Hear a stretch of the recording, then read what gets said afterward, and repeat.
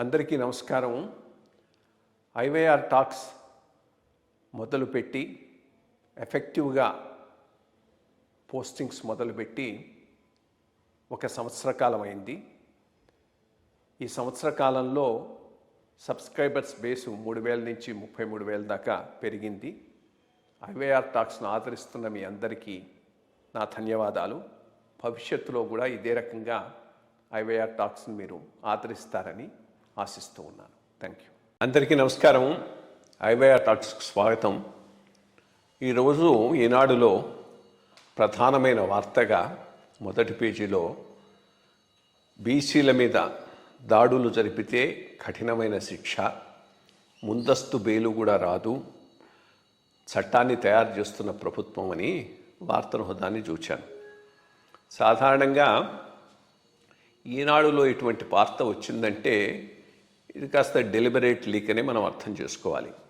ఏదైనా ఒక పెద్ద చట్టం కానీ ఒక పెద్ద మార్పు కానీ తీసుకుపోయే ముందు ఇట్లా ఒక లీక్ ఇచ్చి ప్రజాభిప్రాయం ఎట్లా ఉంది అని కనుక్కోవటానికి ట్రై చేయటం అనేటటువంటిది జనరల్గా చంద్రబాబు నాయుడు గారు చేస్తూ ఉంటాడు. సర్ప్రైజింగ్, ఇది ఆంధ్రజ్యోతిలో ఒప్పించలేదు. ఇది చూసిన తర్వాత ఈ చట్టం అవసరమా, దీనివల్ల నిజంగా బీసీలకు సహాయం అవుతుందా, అది మిస్యూజ్ అయ్యేటటువంటి అవకాశం ఉందా అనేది ఈ ఇష్యూను డిస్కస్ చేద్దామని నేను ఈ చిన్న వీడియో చేస్తూ ఉన్నాను. మొట్టమొదటిది, చట్టం అయితే అవసరం లేదు. 2, చట్టం తప్పకుండా దుర్వినియోగం అవుతుంది. ఆంధ్రప్రదేశ్లో ఒక రకంగా భారతదేశంలోనే బీసీ వెల్ఫేర్ విషయంలో చాలా ముందున్నటువంటి రాష్ట్రం ఆంధ్రప్రదేశ్ రాష్ట్రం. 1972 ప్రాంతాల్లోనే బీసీ రిజర్వేషన్ తీసుకొని వచ్చారు. బీసీ రిజర్వేషన్ అనంతరామన్ కమిషన్ అని ఒక కమిషన్ వేయటం జరిగింది. వాళ్ళు చాలా బాగా స్టడీ చేసి వాళ్ళ రికమెండేషన్స్ ఇస్తే ఆ రికమెండేషన్కి అనుగుణంగా బీసీ రిజర్వేషను పివి నరసింహరావు గారు చీఫ్ మినిస్టర్గా ఉన్న టైంలో ఆంధ్రప్రదేశ్లో అమలు చేయడం జరిగింది. ఐ థింక్ 1970-71 ప్రాంతాల్లో అమలు చేశారు. చాలా సైంటిఫిక్గా స్టడీ చేసినటువంటి రిపోర్ట్ అది, అనంతరామన్ కమిషన్ రిపోర్ట్. ఎందుకనంటే చాలా చక్కగా కేటగరైజేషన్ చేశారు. ఎవరైతే చాలా బీసీలో కూడా వెనుకబడి ఉన్నారో వాళ్ళని ఏ కేటగిరీగా, అంత వెనుకబడిన వాళ్ళను BCD ఈ రకంగా కేటగరైజేషన్ చేసుకుంటూ రావటం జరిగింది. దానివల్ల ఏమైందంటే చాలా బీసీలలో అణగారి ఉన్నటువంటి వర్గాలకు ఆటోమేటిక్గా చాలా బెనిఫిట్ లభించింది. ఈ రిజర్వేషన్లు ఇప్పుడు 1970 అంటే ఒక 60 ఏళ్ల నుంచి అమల్లో ఉండటం జరిగింది. సరే, నాట్ ఓన్లీ ఇక్కడ ఉద్యోగంలోనే కాదు, ఎడ్యుకేషన్ ఇన్స్టిట్యూషన్స్లో కూడా బీసీ రిజర్వేషన్ అమలు జరగటం జరిగింది. చాలా వరకు దీనిని ఉపయోగించుకొని పైకి వచ్చినటువంటి వ్యక్తులు చాలామంది బీసీల్లో ఉన్నారు, అన్ని రంగాల్లోనూ కూడా ఉన్నారు. ఇదే కాకుండా బీసీ నాయకత్వం కూడా మొదటి నుంచి కాంగ్రెస్లో గట్టిగా డెవలప్ అయింది. తెలుగుదేశం వచ్చిన తర్వాత ఇంకా ఎక్కువగా డెవలప్ అయింది. సో ఈరోజు బీసీలలో ఎడ్యుకేషను బాగుంది, ఎంప్లాయ్మెంట్లోనూ బాగా ఉన్నారు, రాజకీయ నాయకత్వం కూడా బాగుంది. అటువంటప్పుడు ఒక రకమైనటువంటి దూషణలకు గురి అయ్యేటటువంటి అవకాశం తక్కువ. ఇదొక పాయింట్. రెండోది, చాలా గ్రామాల్లో బలమైన సామాజిక వర్గంగా కూడా బీసీలు ఉన్నారు.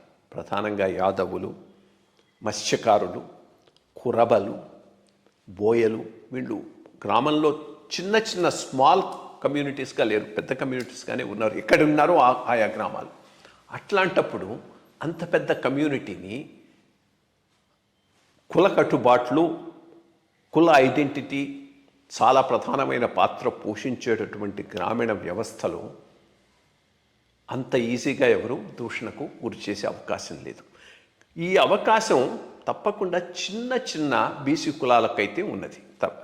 అది అది అది బీసీల నుంచి రావచ్చు, ఓసీల నుంచి రావచ్చు.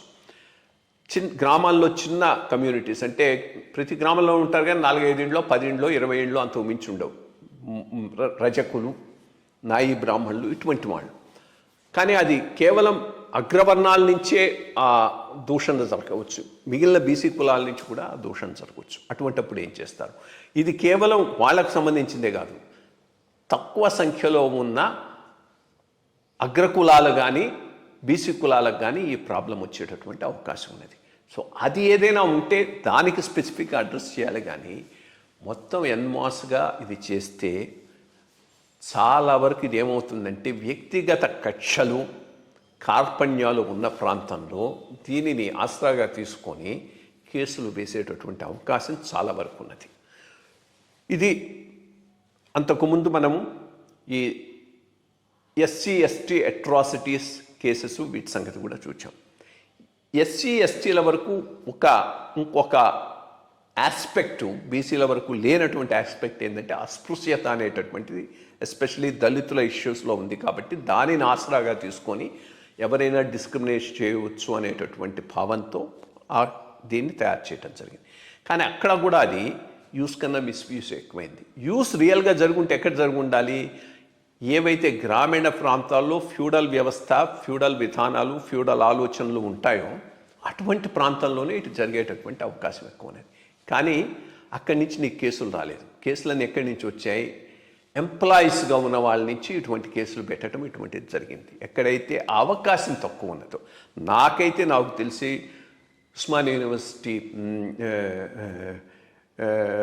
లో నేను ఎగ్జిక్యూటివ్ కమిటీలో ఫైనాన్స్ సెక్రటరీగా ఉన్న టైంలో అప్పుడు ఆయన ఉన్నటువంటి వీసీ బ్యాక్వర్డ్ క్లాస్, ఆ కింద ఉన్నటువంటి ఇంకొక head of the department Dalit కమ్యూనిటీకి చెందినవాడు. ఏదో అంశం మీద ఒక ఘర్షణ వస్తే ఆయనను టేక్ కేర్ బీసీ గారు ఏమనుకుంటున్నారు మీద ఎస్సీ ఎస్టీ అట్రాసిటీస్ కింద కేసు పెడతానని బెదిరించడం జరిగింది. నేను ప్రత్యక్షంగా చూశాను. సో ఇవి ఈ అంశాలు ఎక్కువగా మిస్యూజ్ అయ్యే అవకాశం ఉంది, కానీ ప్రాపర్ యూస్ అయ్యేటటువంటి అవకాశం లేదు. మరి ఎవరిచ్చారో ఈ ఆలోచన ఈ ప్రభుత్వానికి? దీనివల్ల యాక్చువల్గా హిందూ కన్సాలిడేషన్ కోసం ప్రయత్నం చేస్తున్న బీజేపీ లాంటి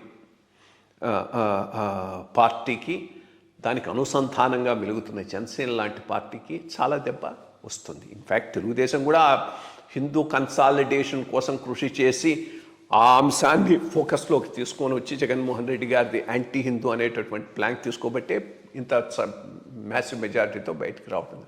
మళ్ళా అక్కడనే ఘర్షణలకు ప్రోత్సహించే రకంగా, అది ఏదైనా జినియన్ కాసుండి జినియన్ ఇష్యూ ఉంటే అది వేరే విషయం, లేనప్పుడు ఇటువంటి చట్టాలు మంచి కన్నా చెడు చేసేటటువంటి అవకాశం ఎక్కువ ఉంది.